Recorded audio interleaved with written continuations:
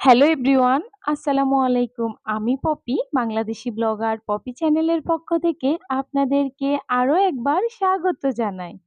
কাছে এবং দূরে, দেশ ও দেশের বাহিরে যে যেখান থেকে আমার এই ভিডিওটি দেখতেছেন, আশা করছি আল্লাহর অশেষ রহমতে সবাই ভালো আছেন। আলহামদুলিল্লাহ, আমরাও ভালো আছি। আমার এই ব্যস্ত জীবনের ব্যস্ততার সময়গুলো কিভাবে কাটতেছে ভাবতেছি আপনাদের সাথে একটু শেয়ার করি। আপনারা হয়তো অনেকেই জানেন আমি একটি চাকরিতে জয়েন করেছি।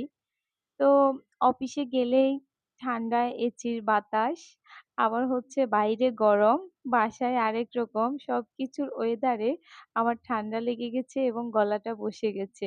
তো আমার কথাগুলো বুঝতে যদি আপনাদের অসুবিধা হয়, প্লিজ ক্ষমা সুন্দর দৃষ্টিতে দেখবেন। আমি কিন্তু এখন সকাল ডিউটি হলে ভোর ৫টা বাজে উঠে রান্নাবান্না করি। তো আজও ঠিক সেই রকম ৫টার সময় উঠে রান্না করে নিয়েছি আর নাস্তা করেও নিয়েছি।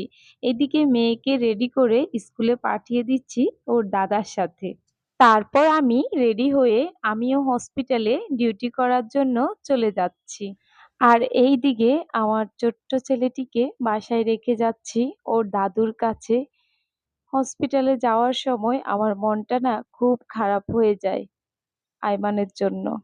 হসপিটালে আসার পরে আমার যে ডেস্ক, আমি যেখানে বসি, এখানে সবকিছু আমি একটু রেডি করে নিচ্ছি আর একটু গুছিয়ে রাখতেছি।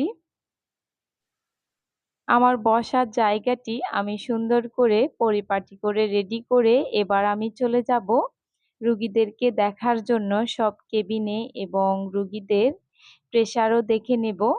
তো এই তো প্রেশার মেশিনটিও আমি সামনে নিয়ে নিয়েছি।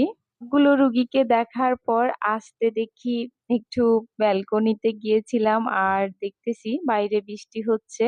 এইখানে এসে একটু দাঁড়ানোর সাথে সাথে অনেক জোরে চিৎকার শুনে, আর শুনে তো আমি দৌড়ে যাই।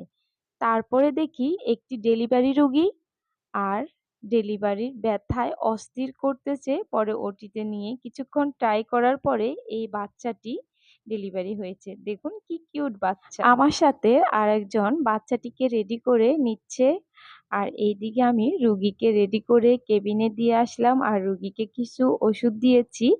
আর আবার হচ্ছে এই ওষুধগুলো আমি ফাইলে মার্কও করে নিচ্ছি। আমি ৯টায় এসেছিলাম আর ২টায় আমার ডিউটি শেষ।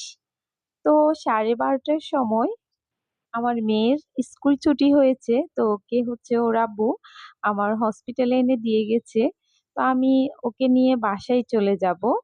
আমার এই ভিডিওর কোনো অংশ যদি আপনাদের কাছে একটু পরিমাণেও ভালো লেগে থাকে, চাইলে কিন্তু আমার ভিডিওতে একটি লাইক দিয়ে চ্যানেলটি সাবস্ক্রাইব করে আমার পাশে থাকতে পারেন। হসপিটালের কাজ শেষ করে, ডিউটি শেষ করে আমরা মা-মেয়ে বাসায় চলে এসেছি। বাসায় এসে মেয়েটি তো দেখে তার আব্বু একটি ব্যাঙ নিয়ে এসেছে, তাও আবার মাটির ব্যাঙ। সে কখনো দেখেনি এই ব্যাঙ। সে তো দেখে খুবই এক্সাইটেড হয়ে গেছে। পরবর্তীতে ওর আব্বুকে জিজ্ঞেস করতেছে, "এটাতে কি করব?" ওর আব্বু বলছে, "টাকা রাখবে।" তো সে কিভাবে রাখবে সে খুঁজে পাচ্ছে না। আমরা দুজন তাকে দেখিয়ে দিচ্ছি, "এইভাবে রাখো।" তো সে রাখবে কি রাখবে না শুধু ভাবতেছে। আর টাকাগুলো অবশেষে সে রাখলো। তাকে দিয়ে আমরা ফার্স্ট শুরু করলাম। দেখা যাক কি হয়, এই ব্যাংকে কত টাকা জমে। তো অবশ্যই আপনাদের সাথে শেয়ার করব। আমি বলেছিলাম ওর আব্বুকে একটা ব্যাংক নিয়ে আসতে। যেহেতু আমি এখন চাকরি করি, দেখি কিছু সঞ্চয় করতে পারি কিনা। তো এই ভেবে বললাম। আর আমরাও রাখতেছি, এই যে আমি ৳৫০০ একটা নোট রাখতেছি। তো একটু একটু করে দেখি কি করা যায়। তারপর ওর আব্বুকে বললাম, "তুমিও রাখো, তুমি কত টাকা রাখবে?" তো ওর আব্বু হচ্ছে এইদিকে একটা ৳১,০০০ নোট রাখতেছে। তো আজকের মতো এ পর্যন্তই। সবাই ভালো থাকবেন, সুস্থ থাকবেন, নিরাপদে থাকবেন। আমার জন্য একটু দোয়া করবেন। আল্লাহ হাফেজ। আসসালামু আলাইকুম।